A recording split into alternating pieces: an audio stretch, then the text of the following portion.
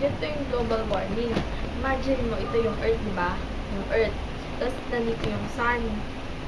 Ito yung Sun, di ba? So, pag umaga, syempre, may nare-receive tayong init galing sa Sun. Di ba?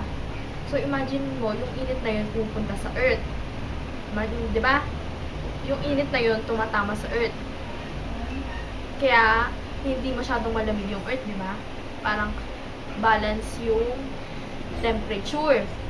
Di ba, wait lang. Di ba ito yung Earth, Oh. yung Ecuador? Eh, paano sabi nila nasasinagan daw ng araw yung Ecuador? Eh, paano naman yung matatamaan? Hindi, parang ano lang yun. Hindi naman talaga sa Ecuador tumatama. Basta sa mga iba't Nakatapat sa Ecuador? Oo, hindi nakatapat sa Ecuador. Tumatama siya sa lupa, sa iba't ibang parte ng Earth. Kaya tignan mo, yung may mga ibang places na mainit, malamig, di ba? Yung mga places na sobrang mainit, yun yung talagang natatamaan ng sinag ng araw. Yung mga places na malamig or nag-snow, yung mga nasa taas, di ba? Mga nasa taas ng Ecuador. Antarctic. Oo, Tsaka nasa yun. baba. Hindi masyadong nasisinagan ng araw yun. Kaya, di ba malamig? Kaya malamig Bakit sa doon. Amerika? Mas malamig yung ano nila, mas malamig yung place doon kaysa sa place natin. Nag-gets mo? Yung China, malamig rin doon? Oo, malamig din pag nag-snow. So, Africa. imagine, oo, malamig din doon. Africa? Ay, hindi, kasi may, sakto lang. Kasi Hindi ang malamig, alam ko may camels doon eh. Tsaka sa Europe. Walang camel sa Europe. Hindi, sa Africa. May camels doon? Wala. Sa ano yun eh. Ayo, sa Africa meron. Ayun. I-explain ko na yung global warming. Ano ka ba?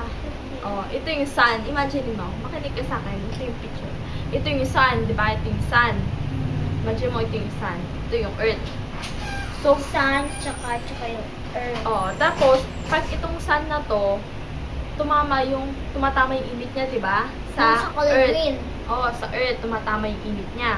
So, pag tumatama yung init ng earth, tumatama yung init ng sun sa earth, dapat bumabalik din yan. Kasi, pag hindi yan hindi bumalik yung init sa atmosphere. Yung atmosphere, ito yun, di ba? Yung langit. So, Para ito yung earth. tumatalbog. Oo, pag hindi yan tumalbog, pabalik, mas lalong iinit, di ba? Imagine mo, pag laging napupunta yung init ng sun sa earth, tas walang bumabalik, di ba iinit lalo? Siya, yung atmosphere yung nagpapabalik sa sun para hindi masyadong mainit. Oo, pero ang nangyayari sa atmosphere natin, imagine mo yung atmosphere, di ba? Madaming gas dyan. Madaming gas. Napapaligiran. Oo, napapaligiran ng gas. Kaso, tayong mga tao, nagdadagdag tayo ng gas dyan sa atmosphere. So, dumadami Dahil sila. sa kotse, sa factory, Oo. sa pollution. Oo, yung pollution na yun, yung mga usok, yun yung mga gas na napupunta sa atmosphere.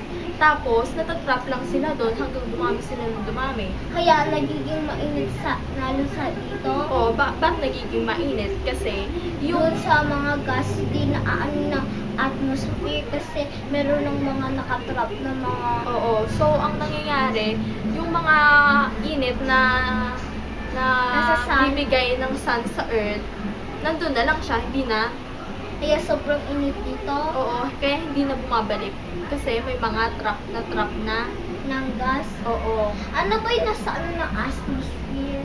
Yun yung mga, nandun yung mga gas, nandun yung ozone layer, yung mga gas katulad ng carbon dioxide.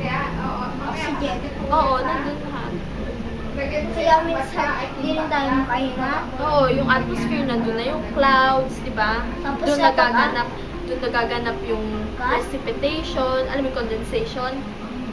Yung condensation, yun yung naiipon yung mga water vapor, yung mga maliliit na tutulok na mga Parang matter. tutulok na mga tubig, tapos hanggang dumami yun doon, uulan na. Nagets mo? So, imagine mo yung cotton. Pag napuno yun ng tubig, paunti-unting napuno yun ng tubig, 'di ba? Pag napuno na yun ng tubig, syempre agos na siya kasi puno na siya. So uulan, parang ganun. Imagine mo kayo uulan. Sa over na tubig, kung konti lang yung tubig na kakarga niya, yung parang balde, pag tapos lalaglag. Oo, ganun. So alam mo na yung global warming. Ano yung global warming na kurak-kurak kanina? Ha? Ano yung kurak na global warming? Anong crack? Yung earth naging kurak. Ha? Yung lupa. Wala. Ano yun? Wala. Yung global warming, ano sa global warming? Yung pag-init ng mundo. Na-imagine mo, yung pag-init ng mundo. Andito yung sun, andito yung earth. Ito yung atmosphere. Oo. Nakaano siya sa bilog ng mundo. Mm-mm.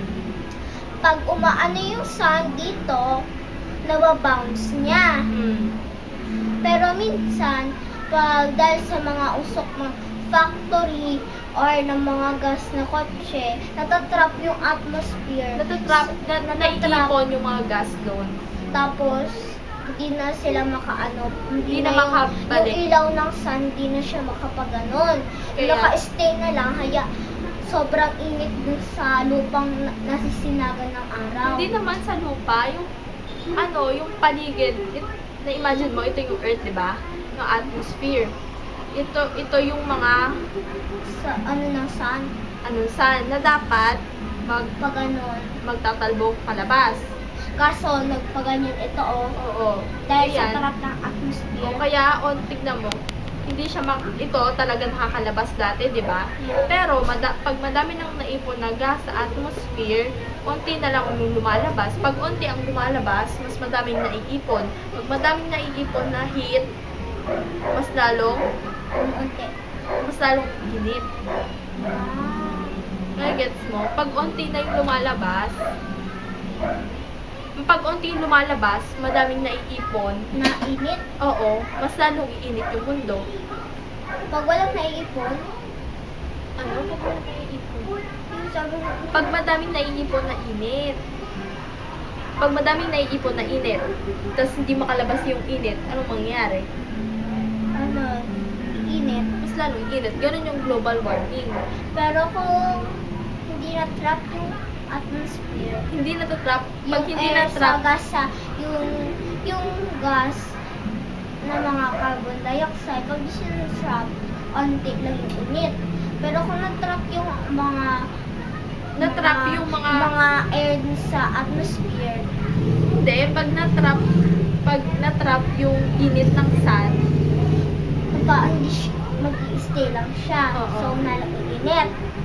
so pag onti lang yung mga gas na nagkumpul-kumpul dun sa atmosphere, Babalik. mas madaming babalik, di ba?